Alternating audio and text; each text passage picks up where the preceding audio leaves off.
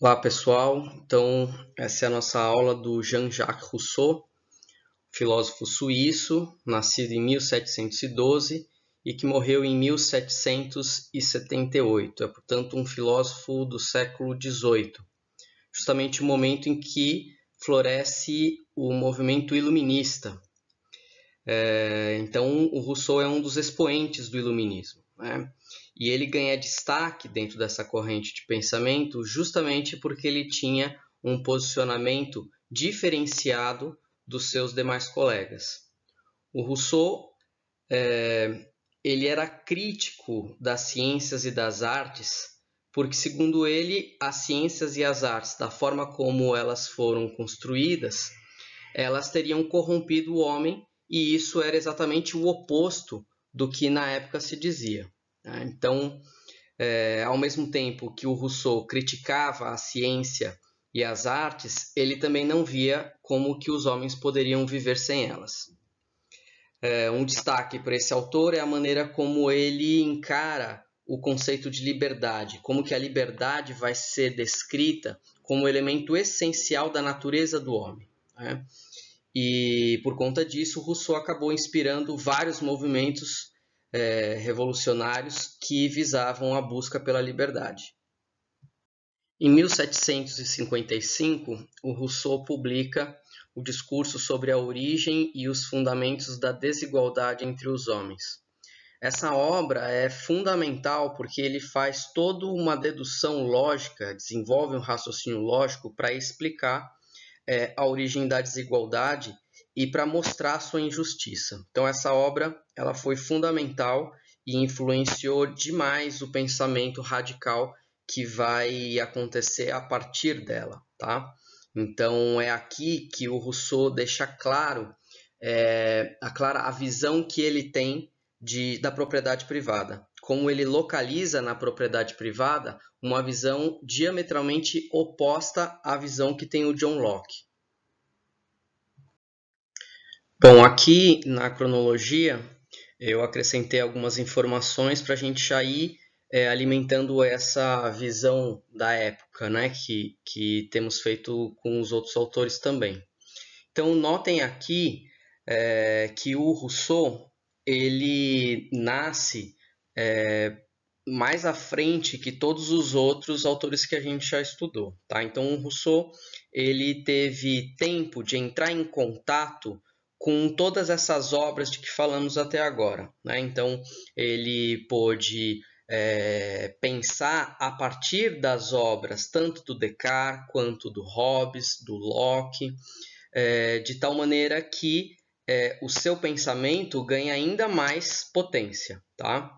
Aqui é importante vocês notarem a proximidade da publicação das obras do Rousseau com a Revolução Francesa, tá?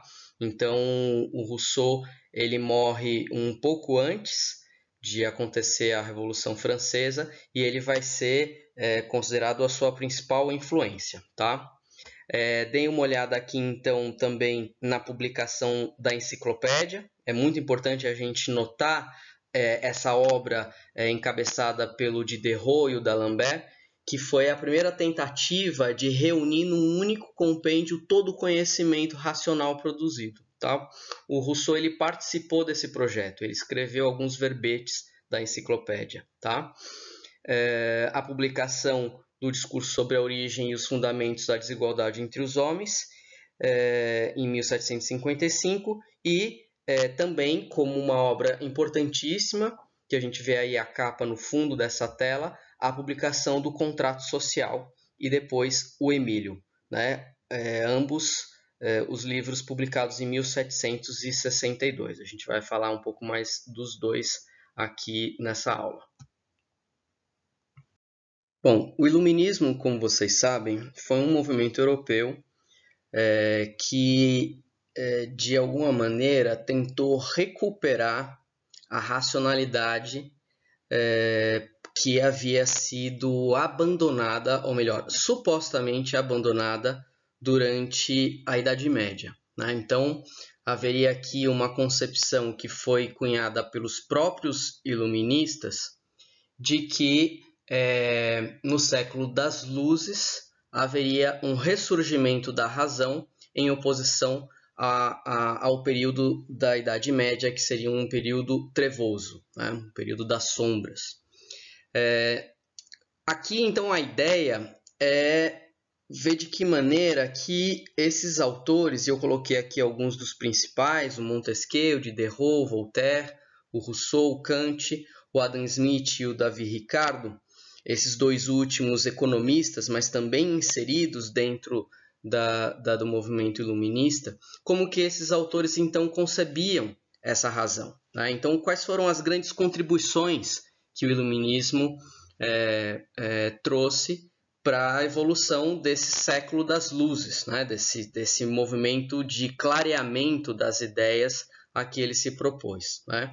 Então, a ideia aqui é uma supervalorização da razão, né? Então, a gente tem aqui, como consequência dessa valorização da ciência e da razão, o questionamento ao absolutismo e uma negação daquela concepção de que o poder dos reis tinha uma origem divina, né? Portanto, a gente já viu que o Hobbes e também o John Locke, que são autores anteriores ao iluminismo, mas que influenciam bastante esse movimento, eles já concebiam uma explicação racional científica para o poder dos reis, tá? Ou do soberano, para ser um pouco mais preciso. Então, aqui, esse movimento, esses autores, eles assumem de forma direta essa necessidade de uma explicação racional, de uma justificativa racional para as formas de governo. Outro destaque aqui é a maneira como o mercantilismo vai fazendo com que a economia passe a ocupar centralidade nesse pensamento. Então, aquele pensamento liberal estabelecido pelo John Locke, ele vai ganhar uma nova conotação com o Smith e com o Ricardo. Então, aqui a gente tem o desenvolvimento da economia liberal, algo que vai ficar bastante marcado nos anos que virão, tá? O desenvolvimento da ciência a partir da valorização da razão cartesiana, né? Então, aqui a gente tem uma concepção bastante específica de razão, é uma razão matemática, a gente já falou disso, é a imagem aqui de uma racionalidade que oferece um método científico, um método seguro para se chegar às verdades científicas e que, se esse método for perfeitamente seguido, os objetivos dessa ciência serão inevitavelmente atingidos, né? Então, a gente vai ver também que lá no século XX, com a Escola de Frankfurt, essa noção de racionalidade ela vai ser contestada, tá? Um outro elemento que está presente aqui é a forma como o Montesquieu apresenta as ideias de uma monarquia constitucional que vão apontar para a concepção de república que nós temos aqui, né? Então, tanto já o John Locke, anterior a esse grupo de autores, mas também o Rousseau e principalmente o Montesquieu, eles apresentam uma noção de que os poderes eles devem ser divididos e limitados. É a construção da chamada teoria da equipotência dos poderes, né? Ou seja, a ideia de que um poder ele se basta e, ao mesmo tempo, ele tem como tarefa a vigilância de outros poderes, tá? Então, os poderes eles se interpenetram e assim se instaura um equilíbrio, tá? E a outra informação importante aqui para o iluminismo para a gente gravar é a ideia de se olhar para a população a partir de uma igualdade civil, ou seja, a fé de que não a boa vontade de um governante, mas uma boa lei, ela é suficiente e necessária para a garantia da igualdade e da liberdade civil. Aqui à direita tem uma imagem, uma gravura da Regina Silveira, uma artista brasileira, que eu gosto muito, porque justifica essa contradição, justifica não, ela ilustra essa contradição da proposta iluminista, que é importante que a gente tenha claro na nossa mente, né? Então, os frankfurtianos, eles evidenciam isso, a forma, então, como a luz da razão, ela não clarifica, pelo contrário, ela traz uma série de equívocos e perigos que, na visão frankfurtiana, vão redundar nos regimes totalitários. Então, essa é uma imagem que faz a gente pensar criticamente a respeito dessa promessa de felicidade feita pelo iluminismo. Como que a razão, ela prometeu uma coisa, que era a felicidade humana, e a forma como ela não conseguiu cumprir com essa promessa, né? Daí a necessidade de se repensar todo o trabalho filosófico, mas que só vai acontecer lá na frente, no século XX.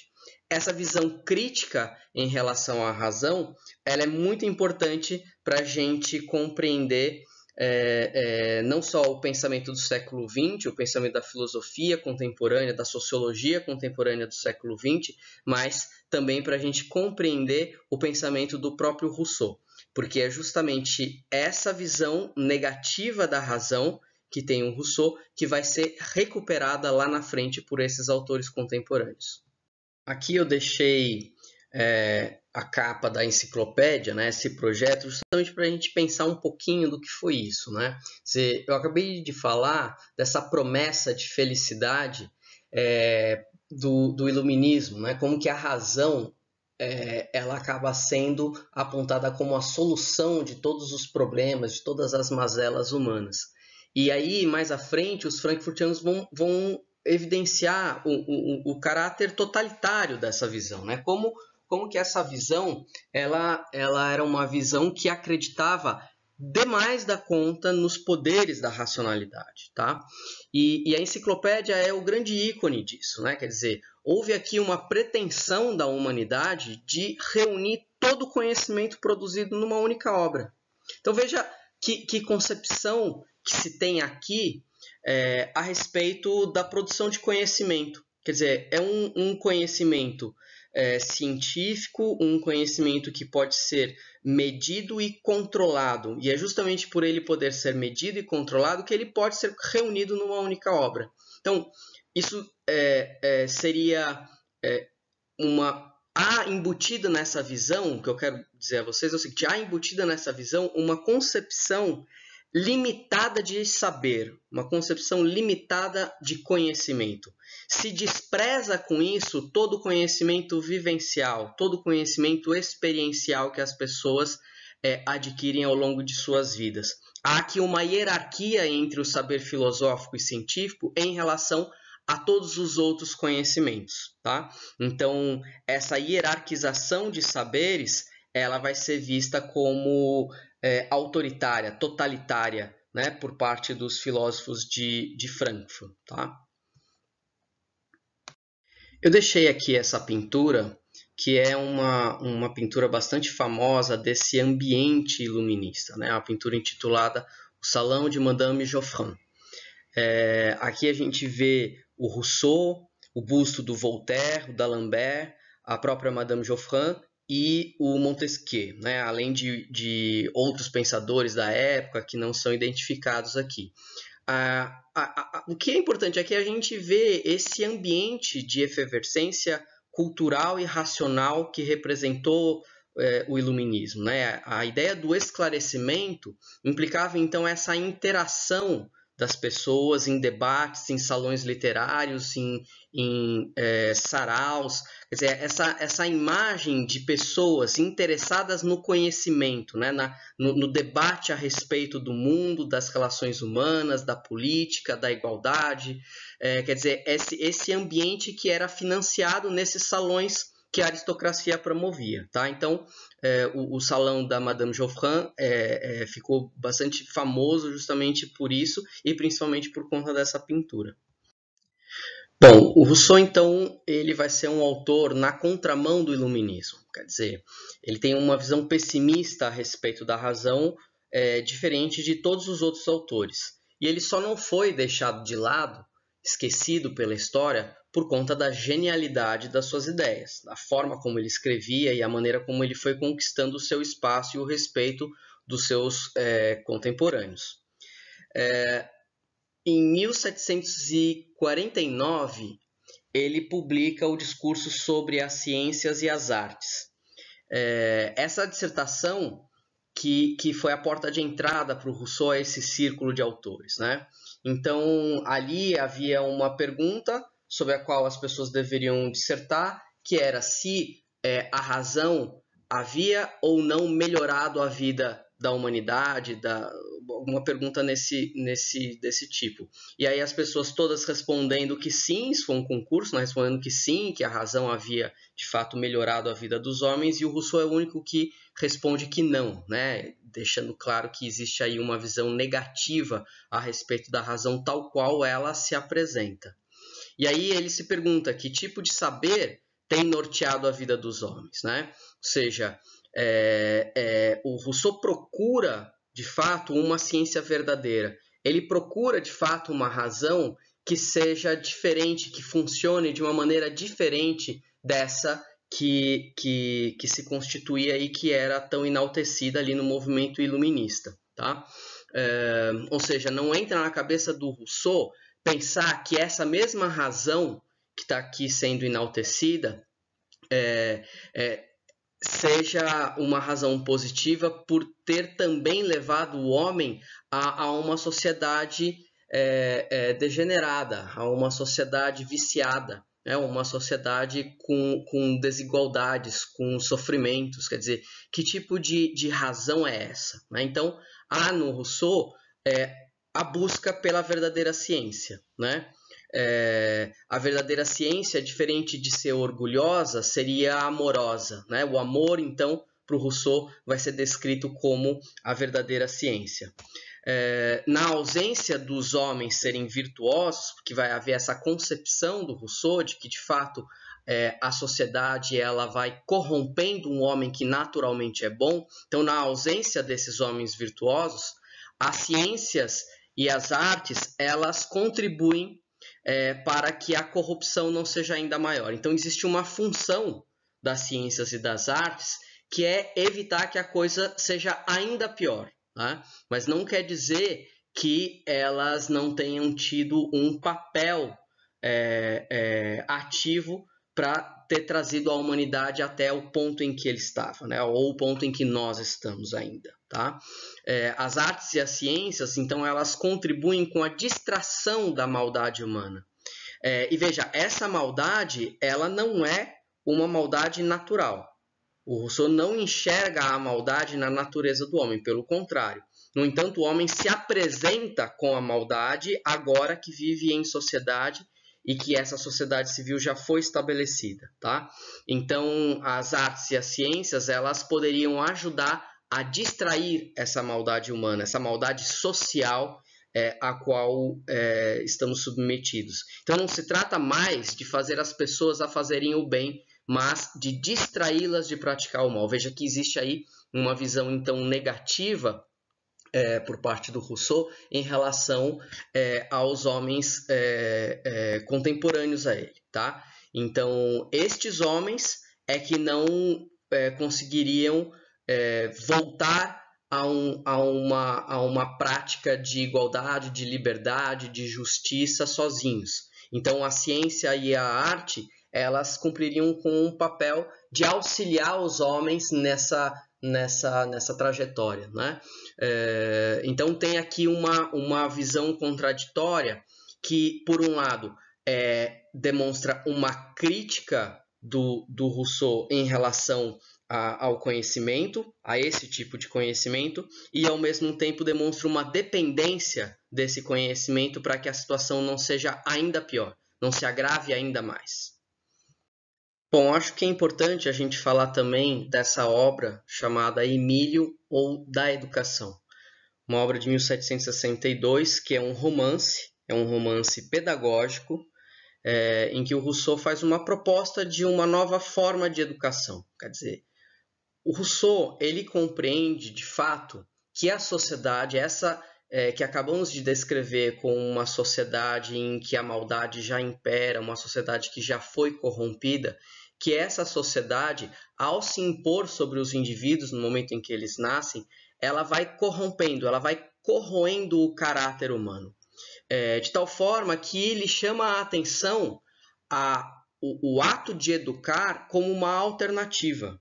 Tá? Então, nesse romance, o Rousseau ele vai fazendo uma proposta pedagógica. Então, é um primeiro tratado pedagógico que a gente tem aqui, né? Embora no formato de romance. E aqui ele fala de uma educação negativa no lugar de uma educação positiva. Né? Então, é um romance em que o Rousseau vai descrevendo a educação de um órfão nobre e rico chamado Emílio, desde o momento em que ele nasce até o momento em que ele se casa. Né? Então, o Rousseau vai descrevendo toda essa trajetória e vai estabelecendo algumas fases de educação a partir da faixa etária que essa criança e depois esse jovem vai assumindo. Tá?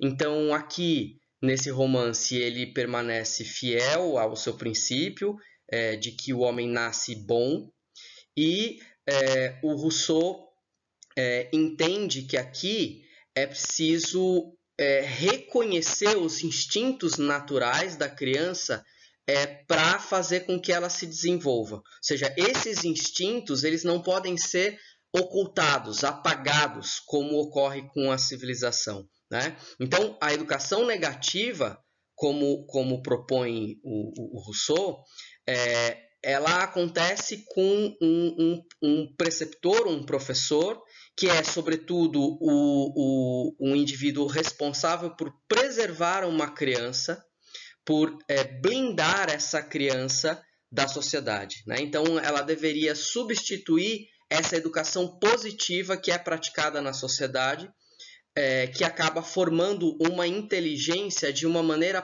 prematura e impensada. Então, a crítica ao que o Rousseau chama de educação positiva, que é essa educação praticada nas escolas, na sociedade, essa educação positiva, que é uma educação racional, é de que ela desenvolve uma inteligência precocemente, um raciocínio matemático precocemente nos indivíduos e despreza esses elementos naturais, instintivos do indivíduo que deveriam, então, ser reconhecidos. Então, esse é o modelo básico de educação proposto pelo Rousseau para substituir a educação tradicional. Essa educação tradicional que, em nome da civilização e do progresso, obrigou os homens a desenvolverem nas crianças a formação apenas do seu intelecto, em detrimento da educação do seu corpo, da sua educação física, do seu caráter moral e da natureza própria de cada indivíduo. Então, essa educação negativa, ela seria um caminho para se desenvolver, então, essa natureza do homem que foi obscurecida pela própria sociedade. Tá? Então, aqui seria uma maneira de desenvolver, no caminho correto, uma educação moral e uma educação natural de cada indivíduo. Essa vai ser uma proposta muito importante. Ela aparece aqui no formato de romance, mas depois ela vai influenciar toda uma pedagogia construtivista que nesse momento ainda não existe. Tá? Mas uma pedagogia que reconheça a temporalidade dos próprios indivíduos no seu desenvolvimento. Bom, na obra O Discurso sobre a Origem e os Fundamentos da Desigualdade entre os Homens, o Rousseau descreve uma hipótese para o estado natural do homem.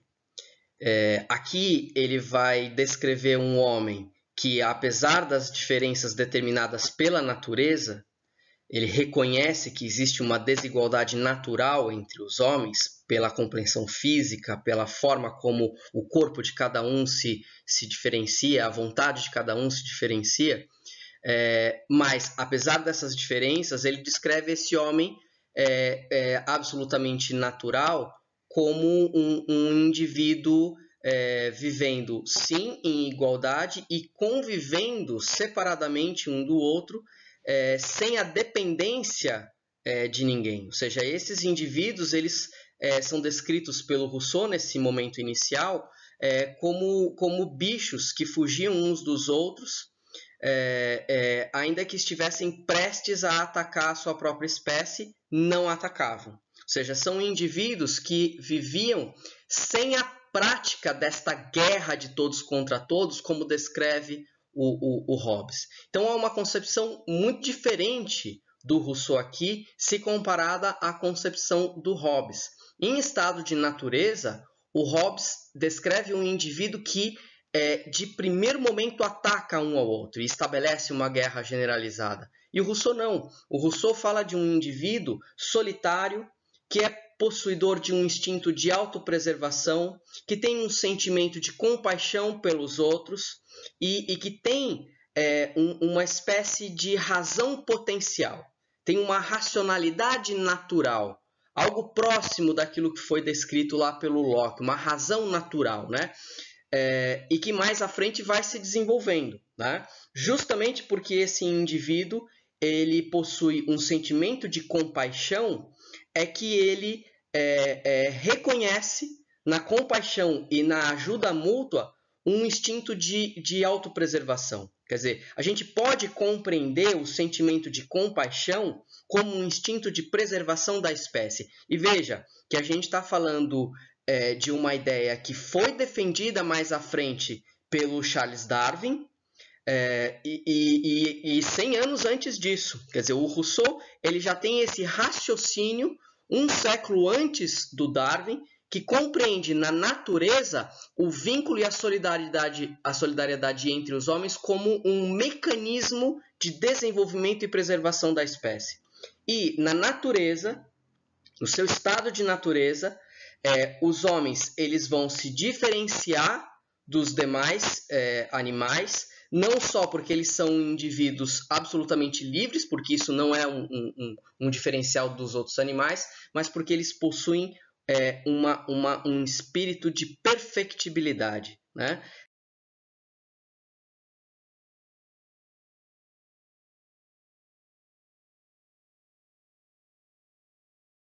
Comparando aqui o pensamento dos dois autores, o Hobbes e o Rousseau, tem essa citação aqui do Rousseau.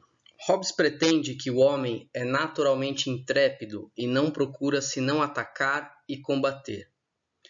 Não vamos, principalmente, concluir com Hobbes que, por não ter nenhuma ideia de bondade, o homem seja naturalmente mau, que seja vicioso porque não conhece a virtude, que recuse sempre aos seus semelhantes serviços que não acredita serem do seu dever, ou que, em virtude do direito que se atribui com razão às coisas de que tem necessidade, imagine loucamente ser o único proprietário de todo o universo. Hobbes viu muito bem o defeito de todas as definições modernas do direito natural, mas as consequências que tira da sua mostram que a toma em um sentido que não é menos falso. Então, aqui eu coloquei só para vocês verem o tom que o Rousseau vai assumir ao longo das suas obras, né? Ele parte de uma argumentação de um autor anterior, nesse caso o Hobbes, ele vai fazer isso com o Locke também, para desconstruir essa argumentação, né? Então veja aqui como que ele vai dizendo, olha, não é porque o homem não conheceu a virtude no seu estado de natureza que ele vai ser vicioso. Não é porque o homem não conheceu a bondade num estado de natureza, por ser um valor moral e construído, que esse homem vai praticar a maldade. Quer dizer, essa dedução do Hobbes, ela não é absolutamente certeira. Quer dizer, ela tem lógica, mas ela não é absolutamente verdadeira. E aqui o Rousseau vai passar pelo mesmo processo de dedução analítica de que falávamos lá como parte do método matemático cartesiano. Só que aqui ele vai chegar a outras conclusões. Então, se lá o Hobbes vai deduzindo uma maldade natural dos homens, aqui o Rousseau ele vai fazer uma dedução por uma bondade natural dos homens. Vejam aqui outro exemplo dessa argumentação do Rousseau em relação à visão que tem o Hobbes sobre essa natureza. Hobbes não viu que a mesma causa que impede os selvagens de usar a razão, como o pretendem os nossos jurisconsultos, impede-os também de abusar das suas faculdades, como ele próprio pretende.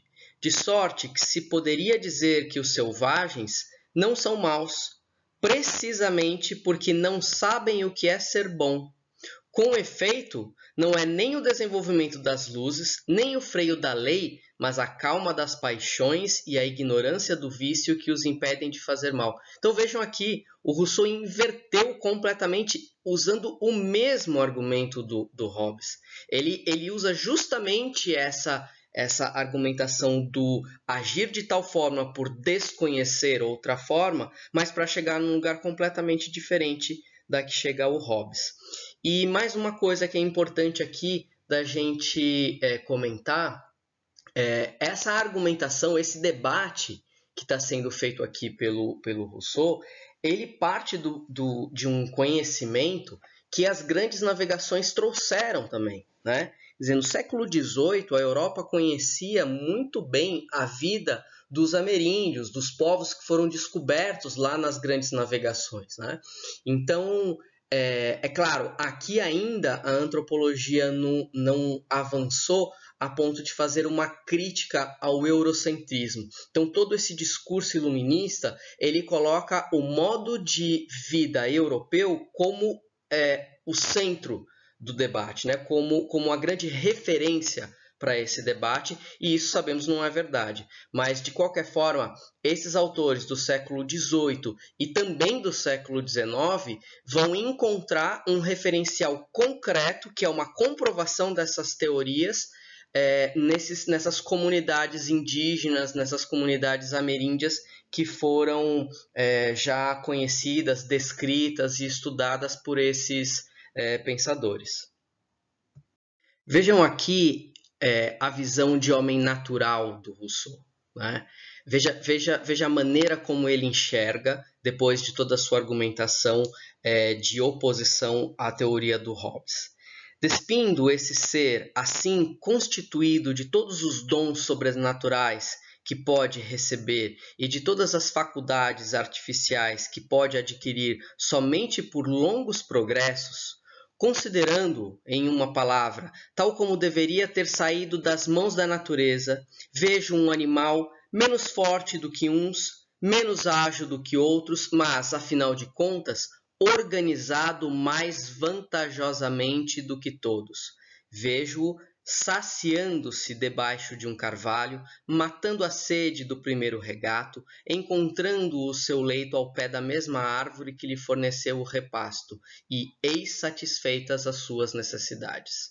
Aqui, nesse trecho, o Rousseau ele vai descrevendo como que todas essas concepções que se aguarda de um indivíduo, elas só poderiam ter se desenvolvido com o progresso, só poderiam ter se desenvolvido com o avanço da sociedade ocidental, das metrópoles, do comércio, da indústria. Quer dizer, nada disso pode ser projetado nessa visão de homem natural. Então ele vê um animal como os outros, mas que tem algumas vantagens e outras desvantagens, né? Então, ele identifica aqui um animal diferente dos demais e especialmente pela forma como ele se auto-organiza, a maneira como ele se relaciona com os seus pares, tá?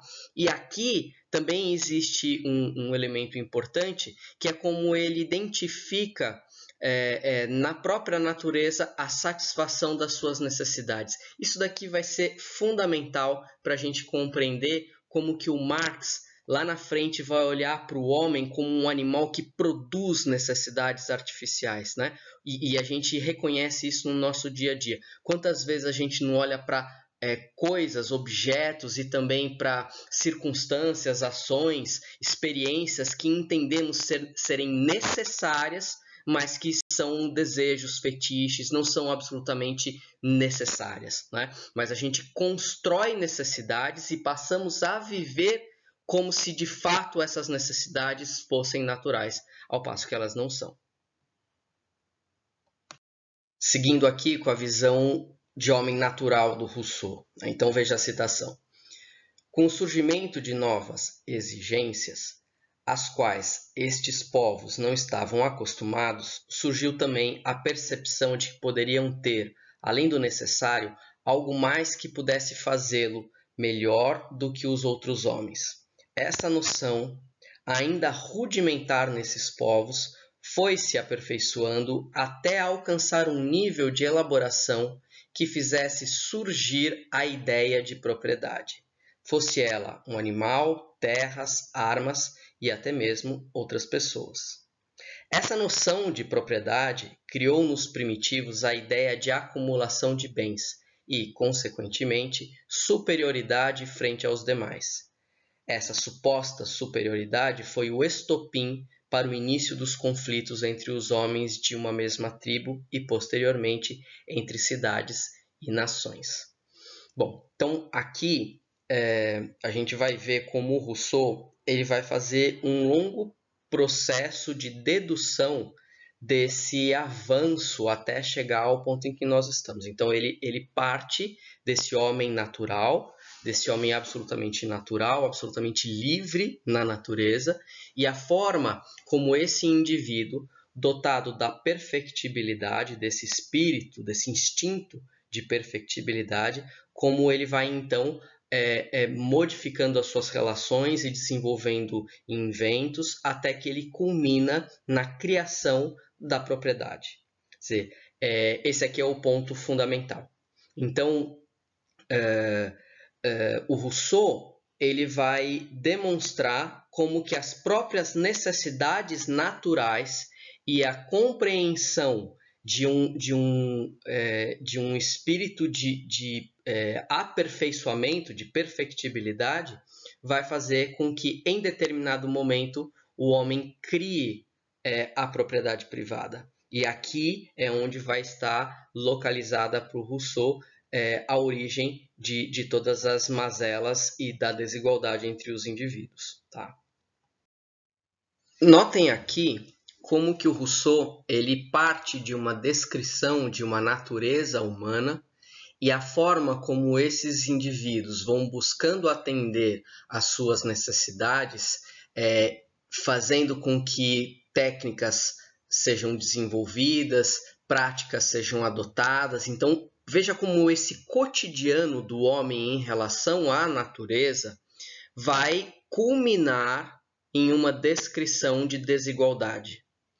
Veja aqui a citação.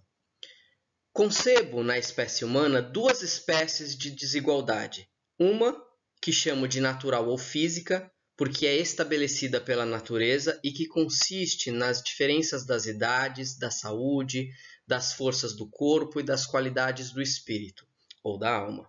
A outra, que se pode chamar de desigualdade moral ou política, porque depende de uma espécie de convenção e que é estabelecida ou pelo menos autorizada pelo consentimento dos homens. Consiste esta nos diferentes privilégios de que gozam alguns com prejuízo dos outros, como ser mais ricos, mais honrados, mais poderosos do que os outros, ou mesmo fazerem-se obedecer por eles. Vejam aqui, então há uma descrição de desigualdade nova aqui para o Rousseau, que decorre justamente da presença da propriedade privada. Então ele vai descrevendo o homem natural, vai falando das suas necessidades, até o momento em que ele cria a propriedade privada, ele instaura artificialmente a propriedade, muito diferente do que concebe o Locke, que coloca a propriedade como um dado de natureza. Tá? Então aqui o Rousseau vai dizer passa a existir um outro tipo de desigualdade, que é uma desigualdade moral e material. O que ele vai chamar de desigualdade moral ou política, que decorre da má distribuição da propriedade privada.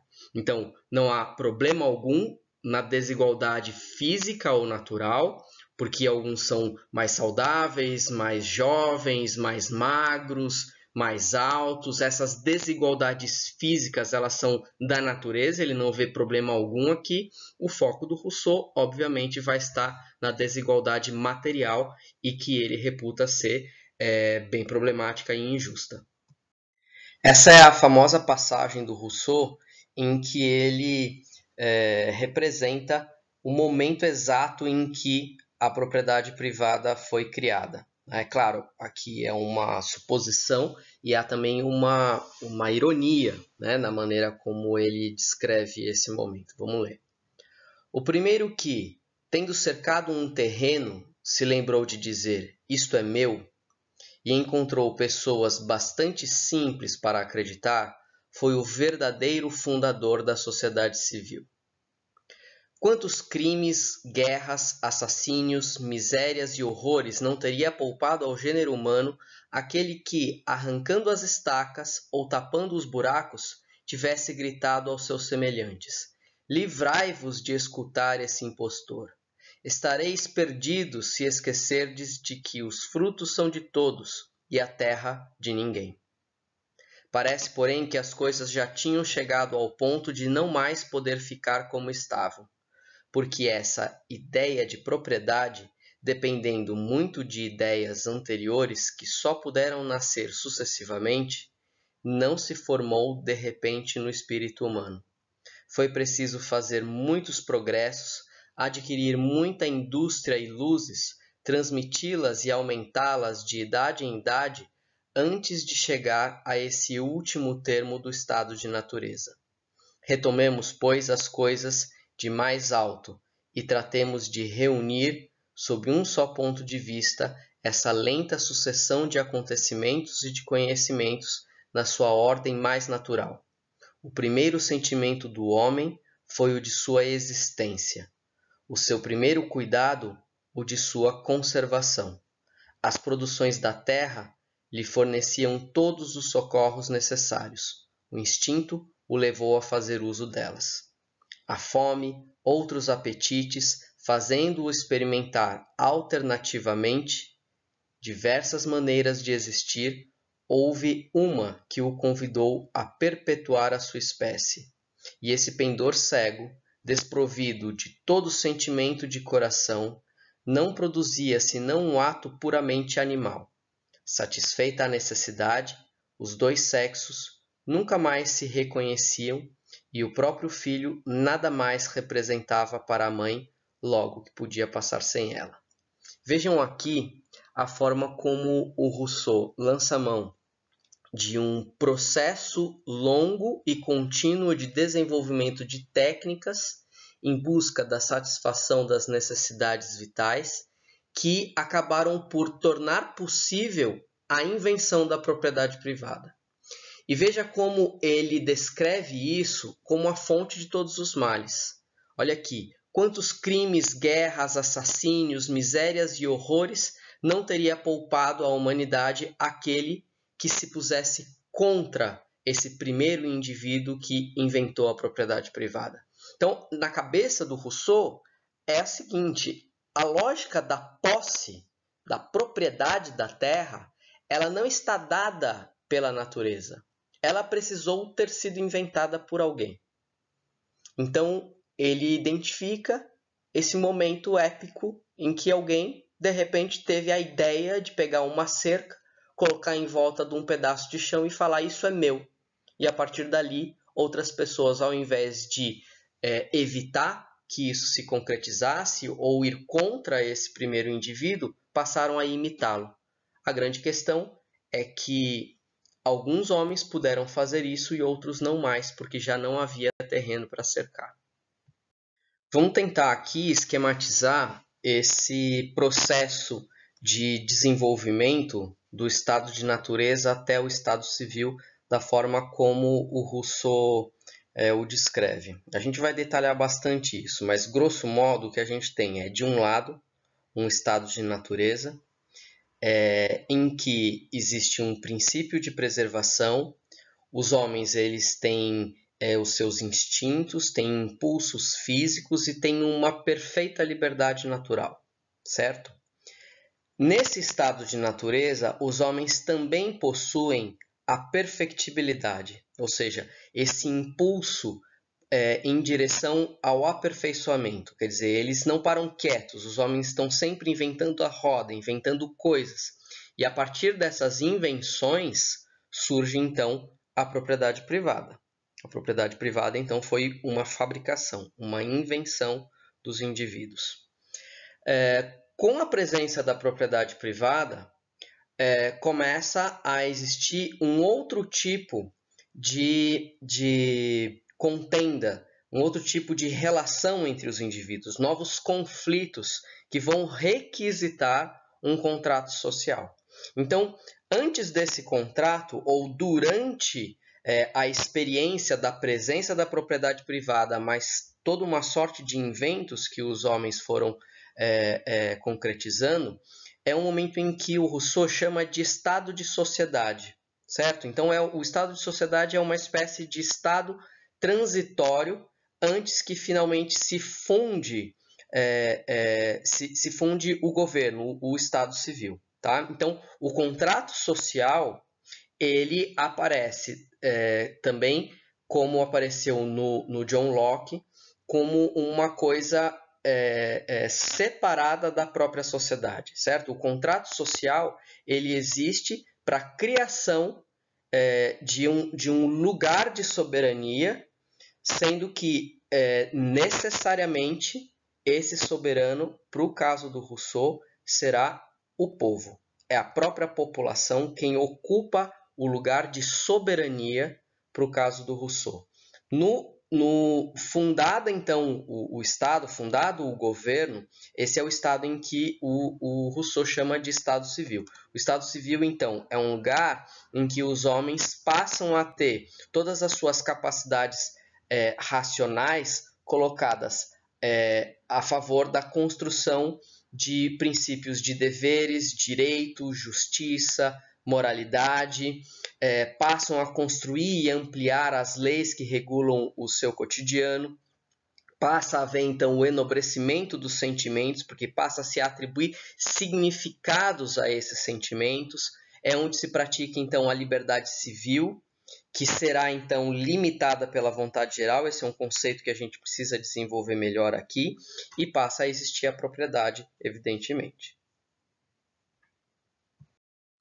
Aqui nesse infográfico, então, a gente consegue ter mais detalhes de como se dá essa passagem do estado de natureza para o estado civil, para a sociedade civil. Então, tudo começa lá com os homens em estado de natureza, buscando a sua sobrevivência, a sua subsistência.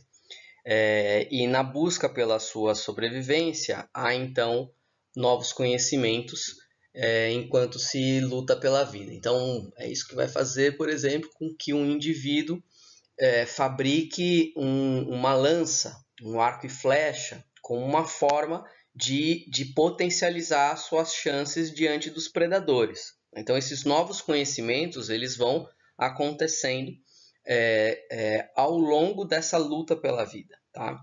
Muito bem. Em determinado momento, os homens então percebem as vantagens de se viver juntos. Né? Ou seja, viver em sociedade é um benefício de sobrevivência.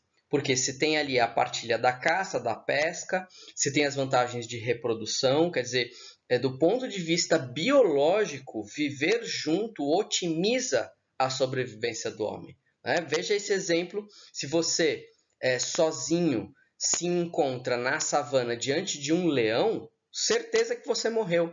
Agora, se você está com mais 9 amigos, se são 10 pessoas diante do leão, você tem 10% de chance de morrer naquele dia. Ou seja, você tem ali vantagens óbvias de se viver coletivamente. E a partilha desses conhecimentos é fundamental. Então, o Rousseau reconhece essa partilha e é justamente nesse momento em que os homens, já vendo a vantagem de viver juntos, começam a construção de abrigos. Então, veja como é interessante. O Rousseau coloca como um dos marcos do desenvolvimento da humanidade um objeto técnico, que é a produção de uma casa, a produção de um abrigo. Seja habitando uma caverna, construindo uma casa de madeira, enfim, não interessa o que, a construção de um lugar, fruto então do esforço, do empenho técnico de um grupo de pessoas, para que as pessoas possam viver juntas. Então, a consequência dessa invenção técnica de um abrigo é o surgimento da família. Ou seja, quando as pessoas passam a dormir debaixo de um mesmo teto, surge a família, essa instituição.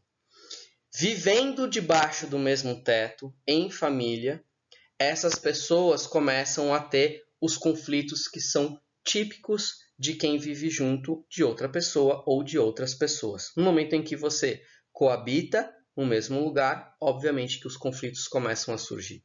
E aí, do surgimento desses conflitos, surge uma outra técnica que vai ser a mais importante de todas, que é a linguagem. Ou seja, o Rousseau descreve a linguagem como uma solução técnica para uma necessidade que é a convivência familiar.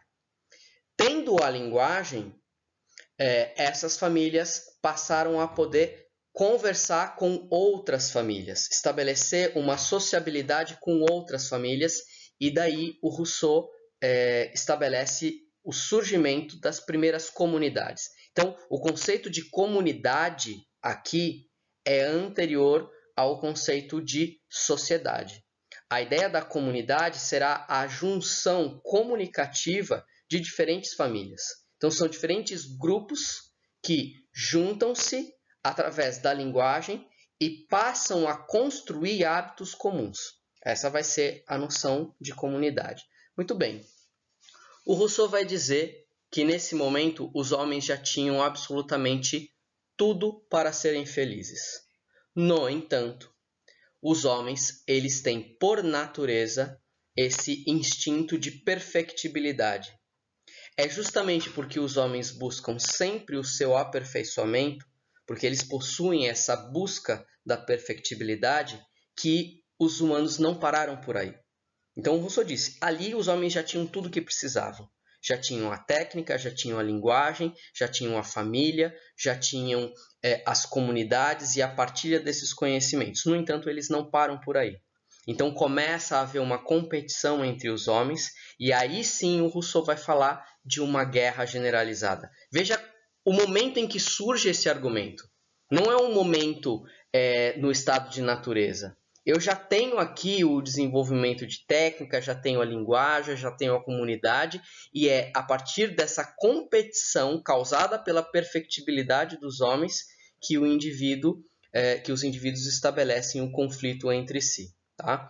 Então, aqui, na guerra de todos contra todos, existe um novo motor para o desenvolvimento de outros objetos técnicos. Então, é ali que vai surgir a metalurgia e a agricultura, depois a divisão do trabalho, depois a noção de propriedade privada e depois a dependência entre os homens. No momento em que surge a propriedade privada, o Rousseau identifica o problema dessa noção justamente porque alguns têm propriedade, outros não têm propriedade. Aqueles que não têm propriedade passam a depender daqueles que possuem propriedades para poderem sobreviver.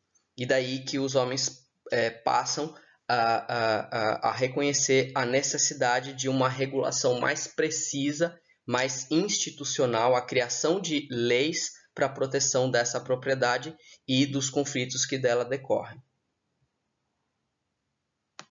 Então vejam só, agora a gente já pode assumir o tema da liberdade com os argumentos do próprio Rousseau. Ou seja, depois de todo esse percurso que vai do estado de natureza até a sociedade civil, o estado civil, o Rousseau identifica então o surgimento de uma série de elementos que fazem parte da sociedade civil e que acabam então tendo por consequência a limitação da liberdade. Aí a famosa frase: o homem nasce livre, mas por toda parte encontra-se aprisionado. Ou o homem nasce livre, mas por toda parte encontra-se a ferros. O que isso significa? Né? Quer dizer, o Rousseau reconhece que o homem no estado civil não é livre.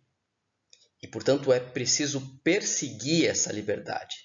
Essa liberdade, ela é um direito natural do homem. Essa liberdade, ela existe no estado de natureza. Então, ela pode ser perseguida e ela pode ser construída. Agora, a liberdade absoluta é impossível de existir. Então, o Rousseau vai descrever aqui um homem com uma liberdade limitada, que é de fato o que temos, que é de fato o que corresponde à nossa realidade atual, certo? Então, o que o Rousseau está dizendo é da necessidade de se construir não mais a liberdade natural, porque ela não é mais possível, mas o que ele vai chamar de liberdade civil.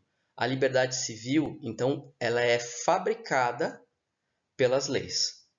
Por isso ele vai dizer: a obediência à lei que se prescreveu é liberdade. O que ele está dizendo com isso? Se o povo for, de fato, o soberano, e ele mesmo produzir as suas próprias leis, essas serão leis saudáveis que garantem a sua liberdade. Não a liberdade absoluta, mas a liberdade possível, a liberdade civil, certo?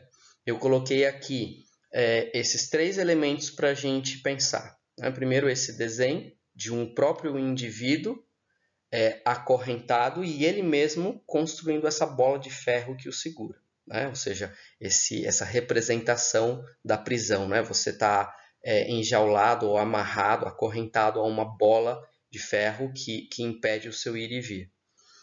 Então, quem produz, né, esse desenho é o próprio indivíduo que é o prisioneiro. Então, isso representaria aí uma metáfora para a gente pensar que essa limitação da liberdade, tal qual o Rousseau a descreve, foi fruto do próprio engenho humano. É o próprio indivíduo que produziu essa liberdade limitada. E aqui, essa frase, né? Eu prefiro os perigos da liberdade ao sossego da servidão. É interessante a forma como está aqui associada a liberdade como algo perigoso e a sua oposição à palavra servidão, que me remete ao La Boétie. Então está aqui o desenho do La Boétie, lembrando o discurso da servidão voluntária que a gente já estudou, já trabalhou lá no começo do curso. Né? Então, o que essa frase nos diz? Né? De fato, a servidão ela deve ser evitada a todo custo, embora ela seja uma situação confortável, por isso o sossego da servidão. Né? Então há aqui uma ironia, né, desse autor, dizendo que a liberdade, de fato, ela tem custos, a liberdade nos chega com custos altíssimos, mas esses custos valem a pena. É melhor essa liberdade, com todos os custos e as consequências que ela representa, do que viver sossegado, mas de forma servil. O pacto social, então, vai ser visto pelo Rousseau como aquele que põe fim à liberdade natural. Quer dizer, o pacto social ele fixa a ideia de propriedade, a ideia de desigualdade que decorre da ideia de propriedade, e ele vai dizer isso transforma a usurpação em direito. Ou seja, aquela desigualdade que já havia, que já estava sendo praticada a partir da presença da propriedade privada, essa desigualdade, essa usurpação, essa sujeição que os indivíduos passam a praticar através de uma relação de dependência em relação aos proprietários, isso passa a ser legítimo com o pacto. É isso que o Rousseau está dizendo. No momento em que se fixa o contrato social, passa a haver todo um conjunto de leis, de instituições jurídicas que vão regulamentar a injustiça. Então, o Rousseau olha para o seu presente, reconhecendo a existência de um Estado que foi fruto de um contrato, de um pacto social, mas ele diz, a presença desse pacto, então veja aí uma postura crítica, a presença desse pacto significou, implicou, de fato, a transformação da usurpação em direito. Então, em proveito de alguns ambiciosos, passa a existir como regra a sujeição ao trabalho, à servidão e à miséria. Então, o Rousseau, diante desse cenário, ele continua a pensar efetivamente como encontrar uma forma de refazer esse pacto. Então, aqui é super importante a ideia de se produzir uma liberdade civil, já que a liberdade natural ela não existe mais, ela acabou, não tem volta para isso, seria voltar ao estado de natureza, algo que não é possível. Então, já que essa liberdade natural não existe mais, há essa passagem para a liberdade civil. E aí ele vai dizer que um povo só será efetivamente livre quando tiver todas as condições de elaborar as suas leis num clima de igualdade, numa condição de igualdade. Então, a obediência a essas leis significa uma submissão à deliberação de si mesmo e de cada cidadão. Por isso que ele vai dizer que o verdadeiro soberano é o povo. O povo é o verdadeiro soberano e por isso o Rousseau será cunhado, apelidado de o primeiro revolucionário. Então, é a partir dessa ideia de que a liberdade só pode ser construída a partir do povo como soberano que a gente vai ter a Revolução Francesa se desenvolvendo. Então, como legitimar a liberdade civil, já que a liberdade natural já não existe? Como criar as condições de igualdade entre as partes contratantes? Note aqui, a grande questão, o grande problema do contrato social é que ele se edifica em torno de uma relação de desiguais, uma relação de desigualdade. Então, um contrato, um pacto social firmado entre desiguais não será legítimo. A busca da liberdade implicaria, então, a construção de condições de igualdade entre as partes contratantes. Como fazer isso? Então, o Rousseau diz: alienação total dos direitos. Ou seja, o verdadeiro pacto social, ele deve compreender a alienação total de cada associado com todos os seus direitos à comunidade toda. Ou seja, esse indivíduo ele deve doar-se com todos os seus direitos à comunidade. Veja só, a lógica que está sendo utilizada aqui pelo Rousseau é a mesma lógica de doação de todos os direitos que utilizou o Hobbes, mas numa perspectiva oposta, completamente diferente. Lá, no Pacto Social Hobbesiano, o que vai acontecer é todos os indivíduos doam todos os seus direitos nas mãos do soberano. E acabou. O Locke, o Hobbes para por ali. O que o Rousseau está dizendo é que esse soberano ele não é um lugar em aberto, ele necessariamente deve ser ocupado pelo povo.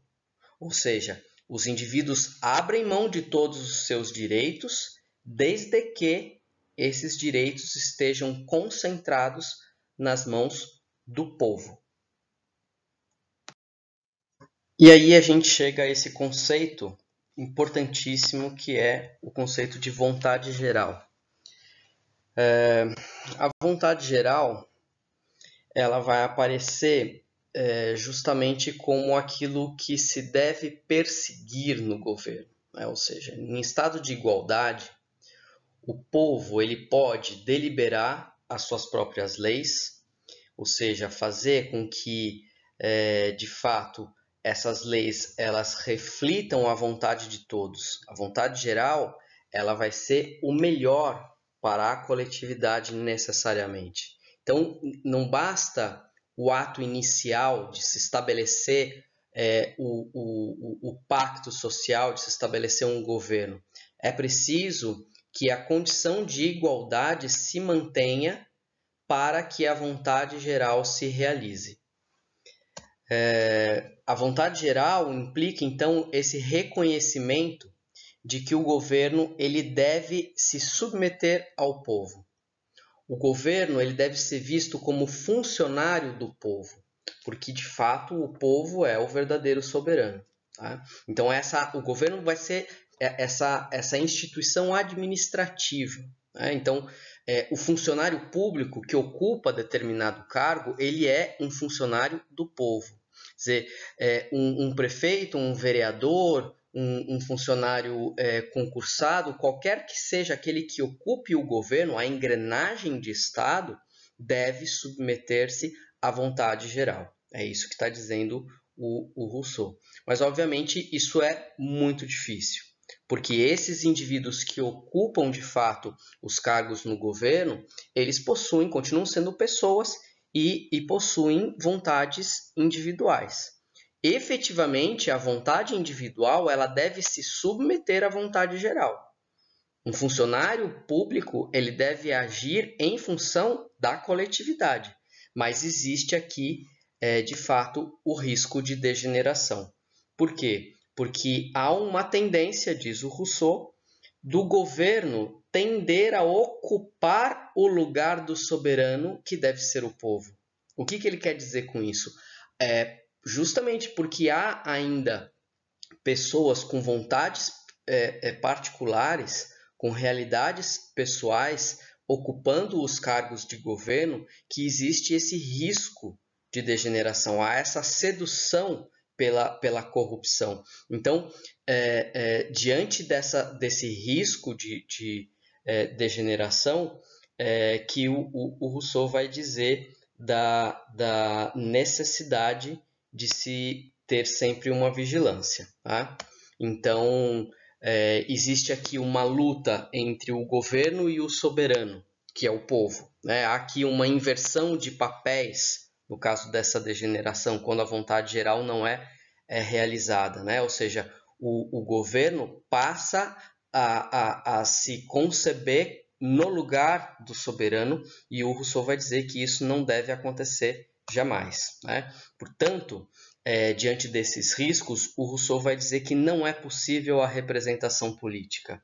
Daí a necessidade da vigilância. O que isso quer dizer? Né? A gente sabe que existe concretamente a representação política. Então, no momento em que você vota em alguém, e aí o Rousseau vai dizer que a escolha desse governo, ela naturalmente deve acontecer por votação, e aí ele diz, bom, o primeiro governo, aquele que institui o primeiro governo depois de um estado de ampla liberdade, lá no estado de natureza, esse primeiro governo provavelmente foi eleito. Porque um governo que se impusesse pela força não seria suportado por pessoas acostumadas à liberdade. Então, o que ele está dizendo aqui é que essa representação, ou seja, no momento em que você vota alguém, esse alguém passa a te representar. Essa representação, do ponto de vista formal, ela vai acontecer, mas ela não acontece do ponto de vista da transferência da vontade. Ou seja, no momento em que eu voto em alguém, esse alguém não passa a pensar como eu. Então, nunca que um vereador vai representar a soma de todas as vontades das pessoas que o elegeram. Isso não é possível. Por isso que é sempre importante que os indivíduos estejam atentos aos seus representantes. Daí essa importância da vigilância. E aí o Rousseau vai dizer que essa vontade geral ela é ato instituinte. Ela deve perpetuar-se, ou seja, não é possível pensar de uma outra maneira para que um governo seja justo. Ela deve ser instituinte, a vontade geral deve ser o que move todas as engrenagens de Estado. Daí a necessidade de se ter condições para que essa máquina política aconteça. Ou seja, para que a política funcione, é preciso a criação de toda uma burocracia, de instituições, de leis, de regras de funcionamento, mas sempre visando a perpetuação da vontade geral. E aí eu queria só frisar essa importância, né, da necessidade da vigilância, né? Da necessidade dessa vigilância e da troca dos funcionários do governo frequentemente. O Rousseau fala disso, né?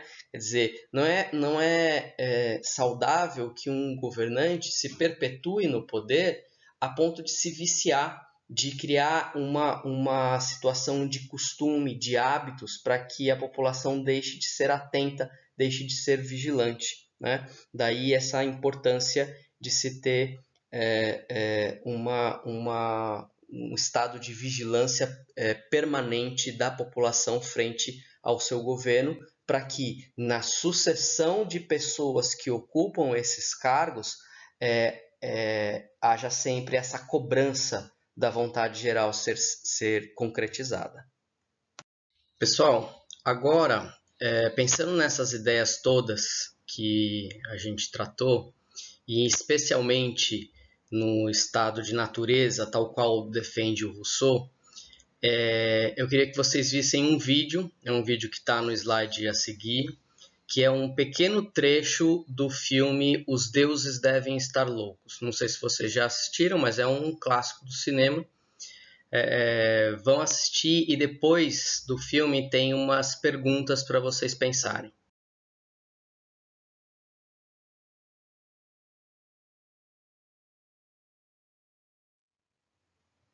Pensem na concepção de estado de natureza para o Rousseau.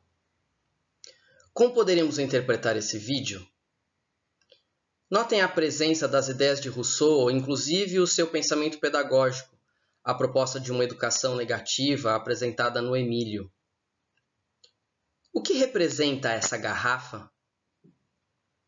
Que impacto essa garrafa e aquilo que ela representa exerce na comunidade?